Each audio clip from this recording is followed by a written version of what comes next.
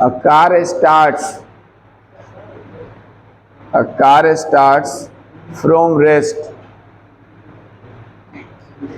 and its velocity reaches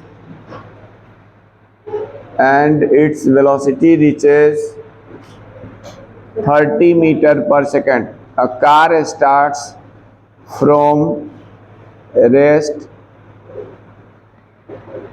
and its velocity reaches 30 meter per second in 5 seconds. Full stop. Find the average acceleration.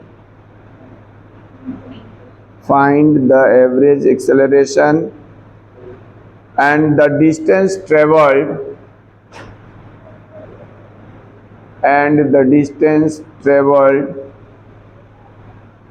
in these 5 seconds.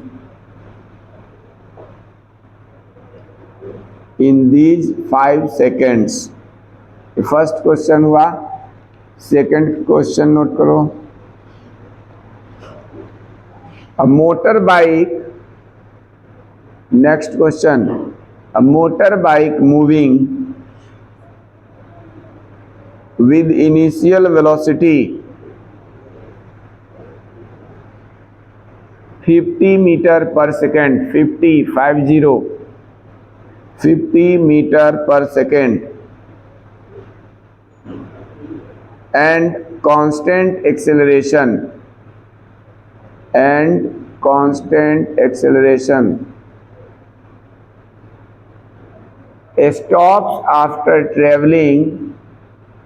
stops after traveling 200 meter.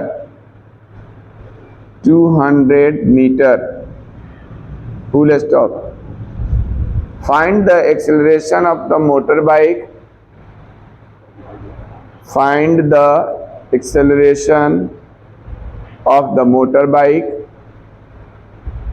And the time taken to come to a stop. Full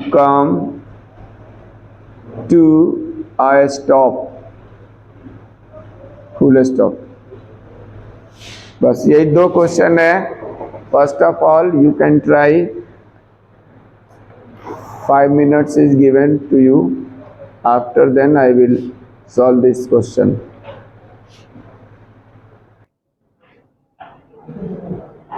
first question क्या दिया है? A car starts from rest. Start भी लिखा है, from rest भी लिखा है. दो वर्ड आ गया. अगर केवल रेस्ट नहीं भी लिखा होता, स्टार्ट लिखता ना, तो इसका मतलब उसका इनिशियल वेलोसिटी 0 होता. तो u 0 हो गया. ठीक है. एंड वेलोसिटी रीचेस 30 मीटर पर सेकंड. 13 क्यों लिख दिया तुमने? इन 5 सेकेंड्स, यानी फाइनल वेलोसिटी हो गया 30 मीटर पर सेकंड. इन 5 सेकेंड्स मतलब टाइम गिवन है 5 सेकेंड्स.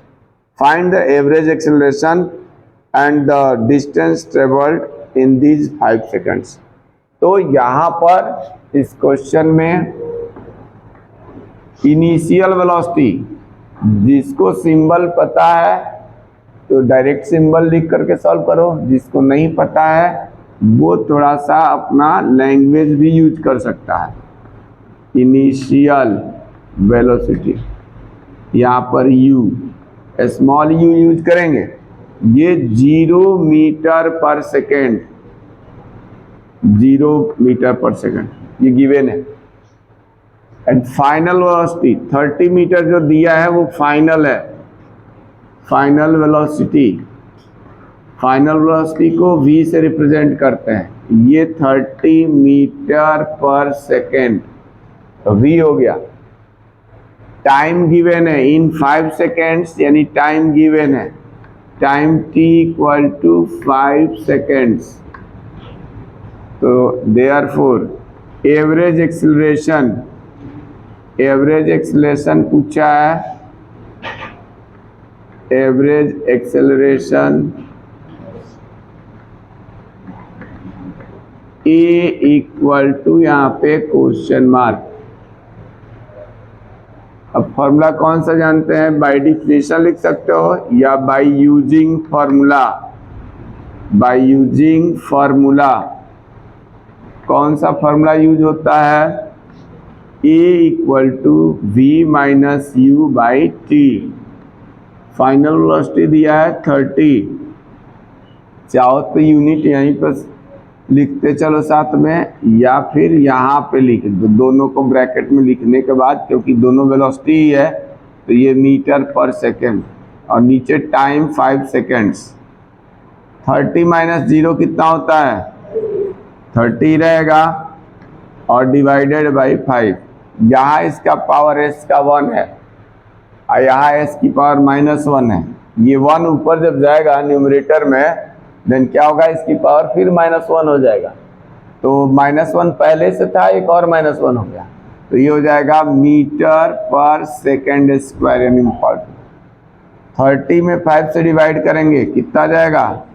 6 मीटर पर सेकेंड स्क्वायर। तो ये हमारे पास फर्स्ट पार्ट का आंसर आया। ठीक है। और पूछा था कि what is find the distance travel during these 5 seconds. तो इस 5 सेकेंड में कितना डिस्टेंस ट्रेवल हुआ? v दिया है, u दिया है, a हम निकाल ही लिए। डिस्टेंस निकालने के लिए हम दोनों फॉर्मूला यूज कर सकते हैं। Second equation of motion s equal to ut plus half at square भी कर सकते हैं, क्योंकि हमारे पास टाइम भी है और हमारे पास क्या है? एक्सेलरेशन भी है। तो सेकेंड भी यूज कर सकते हैं, थर्ड भी यूज कर सकते हैं, क्योंकि v स्क्वायर इक्वल टू होता है u स्क्वायर प्लस 2as। तो v भी मालूम है, इसमें u भी मालूम है, a भी मालूम है। ठीक है, तो s निकल जाएगा। तो थर्ड या सेकंड दोनों यूज कर सकते हैं, क्योंकि t भी दिया है। तो अब यहाँ पे हम लिख देते हैं बाई यूजिंग,